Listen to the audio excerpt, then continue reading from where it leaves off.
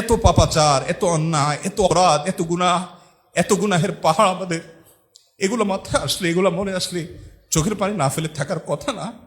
আমরা আল্লাহর কাছে আল্লাহর ভয়ে রমাদান মাসের মতো অফার পাওয়ার পরেও চোখের পানি ফেলে আল্লাহর কাছে কাঁদার সুযোগ হয় না। এর সবচেয়ে বড় কারণ হলো আমরা আমাদের নিজেদের অবস্থান সম্পর্কে ওয়াকিফ হাল না। আমরা জানি না যে আমরা নিজেরা কত বড় পাপিষ্ঠ, কত অপরাধ হয়ে আছে, কত মামলার আসামি হয়ে আছি। আল্লাহর কাঠগড়ায় আমার বিরুদ্ধে কত শত কত সহস্র মামলা জানে উঠবে, সেদিন কোনো রক্ষাকারী কেউ থাকবে না। দুনিয়াতে সুযোগ আছে সেই মামলাগুলোকে ডিসমিস করে যাওয়ার। অনেক হতভাগা আছে, অনেক হতভাগা আছে। গোটা রমাদান জুড়ে হয়তো তিনি রোজা রেখেছেন, সিয়াম পালন করেছেন, সাহারি করেছেন, ইফতার করেছেন, তারাবি করেছেন, কোরআন তিলাওয়াত করেছেন, পড়ে শেষ করে খতম দিয়েছেন, অনেক ইবাদত করেছেন মাশাআল্লাহ। গোটা রমাদানে একটিবারের জন্য মালিকের কাছে নিজের গুনাহের জন্য আল্লাহর ভয়ে সন্ত্রস্ত হয়ে চোখের পানি ফেলেছেন, অথবা আল্লাহর নিয়ামত পাওয়ার আশা আল্লাহর মহব্বতে একটু চোখের পানি ফেলেছেন, এরকম মানুষের সংখ্যা আমাদের সমাজে একেবারেই কম। মোহতারাম হাজিরিন, রমাদান এলে আল্লাহ তাআলা অনেক মানুষকে মাফ করেন, সাধারণ ক্ষমা ঘোষণা করেন। আল্লাহর এই মাফ পাওয়ার জন্য অ্যাপ্লিকেশনটা তো করতে হবে, দরখাস্তটা তো অন্তত যথাযথ নিয়মে করতে হবে। কত মানুষ দরখাস্ত করে পায় না। আপনি দরখাস্ত করা ছাড়া কিভাবে কল্পনা করেন আপনি পেয়ে যাবেন? অতএব ভাইরা আমার, রমাদান মাসকে অর্থবহ করার জন্য দিনভর আপনাকে দোয়া করতে হবে। সালাসাতুন লা তুরাদ্দু দাওয়াতুহুম, তিন ব্যক্তির দোয়া আল্লাহ ফিরিয়ে দেন না। এর মধ্যে এক ব্যক্তি হলেন আস-সায়েম হাত্তা ইফতির, রোজাদার ব্যক্তি, সিয়াম পালন করে ব্যক্তি ইফতার রাগ পর্যন্ত তার দোয়া কবুল হয়। আপনি সিয়াম রেখেছেন, রোজা রেখেছেন, রমজান মাস চলছে, আপনি কাজ করছেন, আপনি বাসায় যাচ্ছেন, আপনি কোনো ব্যস্ততার মধ্যে আছেন, জাগতিক কোনো কাজ করছেন, অবসর বসে আছেন, আপনি আল্লাহর সাথে একটু কথা বলেন, আল্লাহকে নির্জনে একাকী আল্লাহর কাছে মনের চাহিদাগুলো নিবেদন করেন, একটু আল্লাহর ভয়ে চোখের পানি ফেলে দেন। আল্লাহর ভয়ে চোখের পানি ফেলার যে স্বাদ, এই স্বাদ দুনিয়ার কোথাও নাই ভাইরা আমার। ডাকাতের ভয়ে, সন্ত্রাসীর ভয়ে, একজন খারাপ মানুষের ভয়ে যদি তটস্থ হয়ে আপনার ভয়ে চোখের পানি আসে, সেই চোখের পানি আসার ফলে মানুষের মধ্যে অস্থিরতা কাজ করে, ব্যাকুলতা কাজ করে, কিন্তু রবের ভয়ে যদি চোখের পানি ফেলা যায়, তাহলে সেক্ষেত্রে একজন মানুষের অন্তরে এক ধরনের প্রশান্তি অনুভব হয়, ফ্রেশনেস অনুভব হয়। একটু কেঁদে দেখুন, একটু আল্লাহর ভয়ে চোখের পানি ফেলার অভ্যাস করে দেখুন। অন্যান্য রমাদানগুলো যেভাবে কাটিয়েছেন বা না কাটিয়েছেন, ভাইরা আমার, বোনেরা আমার, আল্লাহর ওয়াস্তে আসন্ন রমাদানটাতে আসুন, একটু আল্লাহর কাছে বেশি বেশি করে চোখের পানি ফেলি। আল্লাহর ভয়ে সন্ত্রস্ত হয়ে তওবা করে হারাম থেকে ফিরে এসে তাকওয়ার পথে নতুন জীবন গড়ে আল্লাহর কাছে ক্ষমা চাইলে আল্লাহ সব মাফ করে দিবেন। আল্লাহ ওয়াদা করেছেন যত পাপ করেছেন সব আল্লাহ মাফ করে দিবেন। বান্দার হকগুলো বান্দার কাছ থেকে মাপ নিবেন, যথাযথ নিয়মে মাপ নিবেন, আর আল্লাহর হকগুলোর জন্য চোখের পানি ফেলে মাপ চাইবেন। ভাইরা আমার, আমি এরকম বহু মানুষকে দেখেছি, জিজ্ঞেস করেছি, কথা বলেছি, জানার চেষ্টা করেছি, যাদের বেশিরভাগ মানুষই আমাকে উত্তর দিয়েছে যে ভাই, বা বেশিরভাগ মানুষই আমাদের সমাজে এরকম যে গোটা রমজান চলে যায়, 10টা মিনিট আল্লাহর কাছে দোয়া করার সুযোগ হয় না, অথচ সিয়াম পালনকারী ব্যক্তির দোয়া কবুল হয়। হাদিসে নবী সাল্লাল্লাহু আলাইহি ওয়াসাল্লাম আগাম ঘোষণা দিয়েছেন, সুসংবাদ দিয়েছেন। অতএব আমাদের সিয়ামগুলো অর্থবহ হচ্ছে না, আমাদের রমাদান আমাদেরকে মুত্তাকি বানাচ্ছে না। এর 3 নম্বর কারণ হলো দোয়া থেকে আমরা গাফেল, এবং দোয়া থেকে আমরা অনেক বেশি আজকাল উদাসীন। অতএব রমাদানে দোয়া করবেন।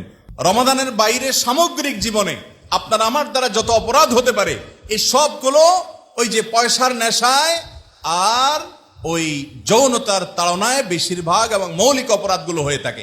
গোটা রমাদান জুড়ে আপনার যৌনতা এবং আপনার এই ক্ষুধা এবং তৃষ্ণার চাহিদাকে কন্ট্রোল করার, নিয়ন্ত্রণ করার, ক্ষুধা থাকলেই আমি খাবো না, হাতের নাগালে থাকলেও খাবো না, পিপাসা থাকলেও খাবো না, এই ট্রেনিং আপনাকে রমাদান মাসে আল্লাহ দিচ্ছেন, লাআল্লাকুম তাত্তাকুন, যাতে করে রমাদান পরবর্তী জীবনে এরকম লোভ আসবে।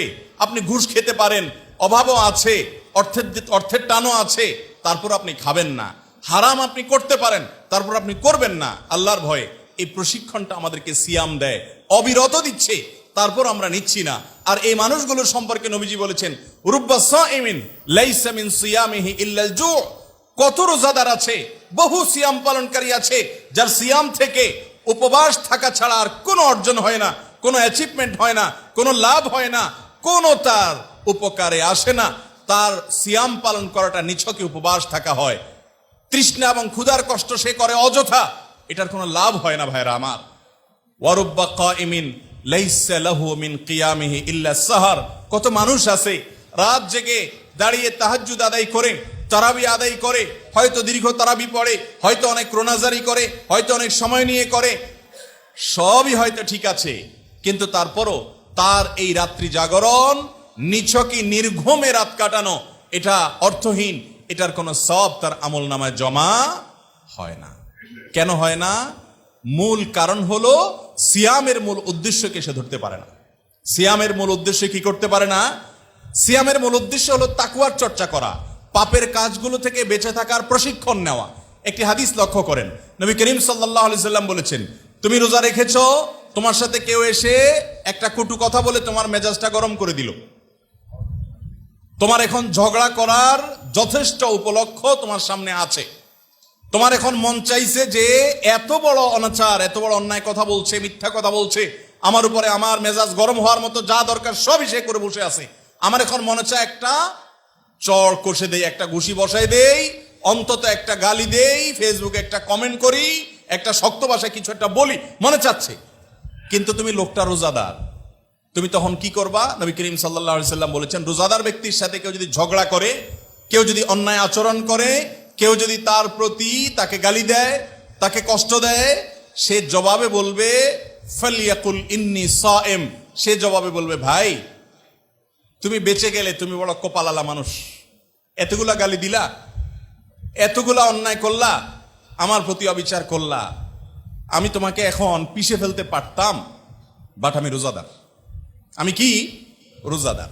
দেখেন, এই যে একটা ব্যাপার, আপনি ঝগড়াঝাটি করার যথেষ্ট উপলক্ষ আছে, অন্যায় করেছে, অন্যায়ের বিপরীতে আপনি তাকে সমুচিত জবাব দিতে পারেন ন্যায়সঙ্গত ভাবে।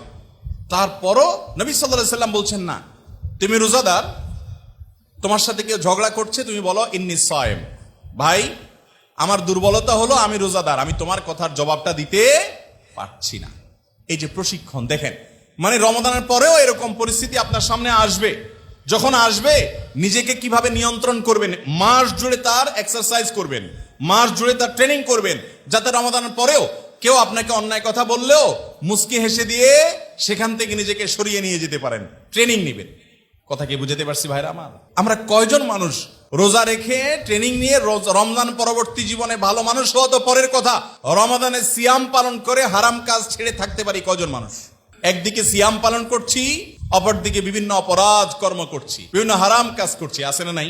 নবী করিম সাল্লাল্লাহু আলাইহি সাল্লাম বলেছেন, বুখারীর হাদিস, মান লাম ইয়াদা কাওলা যুরি ওয়াল আমাল বিহি ওয়াল জাহাল আউল জাহাল, যেই ব্যক্তি মিথ্যা কথা, মিথ্যা কাজ, চিটারি বাটপারি, মানুষকে ধোঁকা দেওয়া, প্রতারণা করা, 2 নম্বরই অসততা, এগুলো যে ব্যক্তি ছাড়লো না, মূর্খতা সুলভ কাজ, অহেতুক কর্ম, এগুলো যে ব্যক্তি ছাড়লো না, অথচ সে রোজাদার, সিয়াম পালনকারী, সিয়াম রেখেও যদি কেউ এগুলো না ছাড়তে পারে, ফালাইসা লিল্লাহি হাজা আইয়াদা তাআমাহু ওয়া শারাবা, এই হতভাগা ব্যক্তির পান এবং আহার বর্জন করায় আল্লাহর কোনো লাভ নাই।